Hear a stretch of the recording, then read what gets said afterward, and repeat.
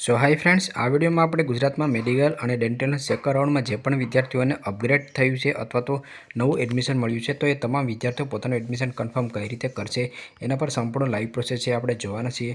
અહીં આવશો તો તમને સેકન્ડ રાઉન્ડ છે એના એડમિશન એટલે કે અલોટમેન્ટ છે એની માહિતી તમને જોવા મળશે.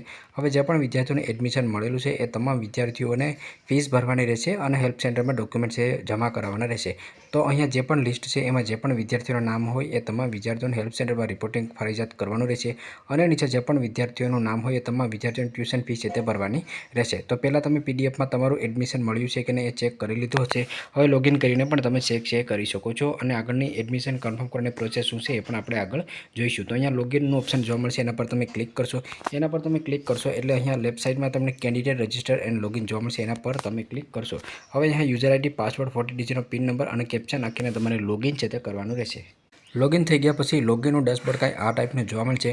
જે પણ વિદ્યાર્થીઓ ચેનલમાં નવા હોય એ ચેનલને સબસ્ક્રાઈબ કરી રહે, કારણ કે આગળ MYSY, કન્યા કલ્યાણ, ફ્રી સિપ કાર્ડ અને ડિજિટલ ગુજરાત અને અન્ય તમામ સ્કોલરશિપ યોજનાઓની માહિતી અને ફોર્મ કઈ રીતે ભરો એના વિડીયો પણ સ્ટેપ બાય સ્ટેપ આવતા રહેશે.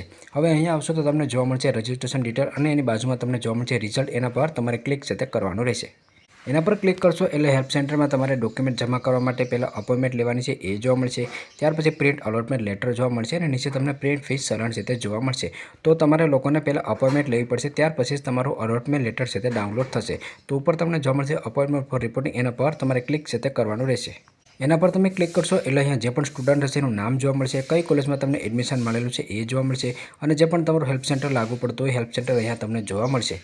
તો જે પણ હેલ્પ સેન્ટર ઉપર તમે જવા માંગતા હોય તો અહીંયા તમને તારીખ જોવા મળશે અને સામે તમને એનો સમય છે તે જોવા મળશે. તો જે પણ તારીખ અને સમય તમને અનુકૂળ હોય એ મુજબ અહીંયા તમારે ટીક કરવાનું રહેશે. પહેલાં તમારા લોકોને હેલ્પ સેન્ટરની અપોઇન્ટમેન્ટ લેવાની છે અને ત્યાર પછી તમારે ફીસ ભરવાની રહેશે. તો હેલ્પ સેન્ટરની અપોઇન્ટમેન્ટ છે એ તમારે જલ્દી ના લેવી, કારણ કે ઘણીવાર ફી ભરવામાં સમય છે તે ઘણો બધી જતો હોય છે. એટલે કે તમે ઓનલાઈન ફીસ પેમેન્ટ કરવા માંગતા હોય તો આજની અપોઇન્ટમેન્ટ તમારે ના લેવી, તમારે કાલની અથવા પરમ દિવસની લેવી. અને જો ઓફલાઈન તમે બેંકમાં ફીસ પેમેન્ટ કરવા માંગતા હોય તો પણ તમારે 1 કે 2 દિવસ પછીની જ હેલ્પ સેન્ટરની અપોઇન્ટમેન્ટ લેવી, કારણ કે પહેલાં તમે અપોઇન્ટમેન્ટ લઈ લેશો ને પછી તમારી જો ફીસ નહીં ભરાય તો અપોઇન્ટમેન્ટની તારીખ છે તમારે બદલવી પડશે. તો પહેલાં અહીં અપોઇન્ટમેન્ટની તારીખ તમે લઈ લેશો તો અહીંયાથી તમે ટીક કરી લેશો અને ત્યાર પછી નીચે સબમિટના બટન પર ઓકે કરશો, એ તારીખ છે તમારી લેવાઈ જશે.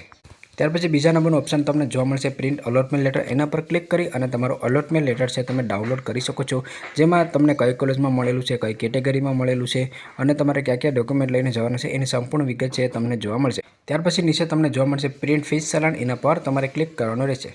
ફીસ ચલણ પર ક્લિક કર્યા પછી તમારી સમક્ષ ફીસ ચલણ છે એ જનરેટ થઈ જશે. આની PDF પણ તમે ડાઉનલોડ કરી શકો છો. અહીંયા તમને કઈ કોલેજમાં મળેલું છે અને તમારે ટોટલ કેટલી ફીસ ભરવાની છે એની માહિતી જોવા મળશે. અહીંયા તમને 3 કોપી જોવા મળશે, એક student copy, help centre copy અને બેંકની કોપી. તો અહીંયા નીચે તમે આવશો તો અહીંયા પ્રિન્ટનું ઓપ્શન તમને જોવા મળશે. જે પણ ભાઈઓ બહેનો બેંકમાં જઈ અને રૂબરૂ ઓફલાઈન ફીસ પેમેન્ટ ભરવા માંગતા હોય એને અહીંયાથી પ્રિન્ટ લઈ લેવાની છે. એટલે કે પહેલાં તમે આની મોબાઈલ કે કમ્પ્યુટરમાં PDF ડાઉનલોડ કરશો, ત્યાર પછી આની પ્રિન્ટ મેળવી લેશો અને ત્યાર પછી તમારે બેંકમાં જવાનું રહેશે. બેંકમાં તમે જશો એટલે બેંકની કોપી હશે એ બેંકવાળા લઈ લેશે અને સ્ટુડન્ટની કોપી અને હેલ્પ સેન્ટરની કોપી તમારી પાસે રહેશે. તો અહીંયાથી તમે પ્રિન્ટના ઓપ્શન પર ક્લિક કરી અને તમે આની પ્રિન્ટ છે મેળવી શકો છો. હવે જો કોઈ પણ વિદ્યાર્થી કે વાલી છે એ ઓનલાઈન ફીસ પેમેન્ટ કરવા માંગતો હોય તો પે ઓનલાઈનનું બટન જોવા મળશે.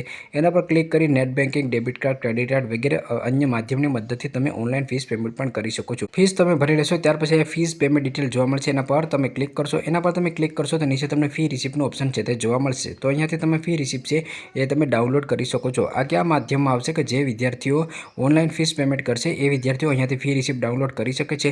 અને જે વિદ્યાર્થી કે વાલી બેંકમાં ઓફલાઈન ફીસ પેમેન્ટ ભરશે તો ત્યાંથી એને બેંકમાં જે ફીસ ભરી છે એની કોપી મળી જશે. તો ટૂંકમાં કહું તો પહેલાં તમારે અપોઇન્ટમેન્ટ લેવાની રહેશે, ત્યાર પછી તમારે અલોટમેન્ટ લેટર ડાઉનલોડ કરવાનું છે, ત્યાર પછી તમારે ઓનલાઈન અથવા ઓફલાઈન ફીસ ભરવાની રહેશે. ફીસ ભરી અને જે પણ તમે હેલ્પ સેન્ટરમાં અપોઇન્ટમેન્ટ માટેની તારીખ લીધી છે એ તારીખ મુજબ તમારે હાજર થવાનું રહેશે.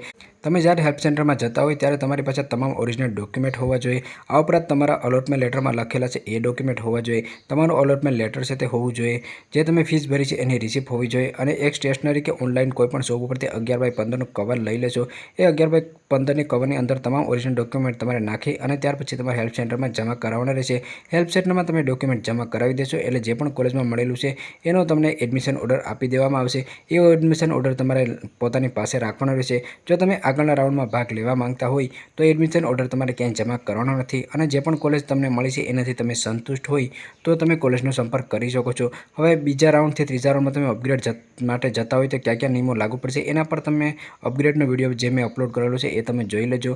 આ વિડીયોમાં બને ત્યાં સુધી મેં સંપૂર્ણ માહિતી આપવાનો પ્રયાસ કર્યો છે। આ ઉપરાંત કોઈ પ્રશ્ન હોય તો નીચે કોમેન્ટ્સ કરી શકો છો। વિડીયો પસંદ આવે તો લાઇક કરજો અને ચેનલમાં ન હોય તો ચેનલને સબસ્ક્રાઈબર કરવાનું ભૂલશો નહીં।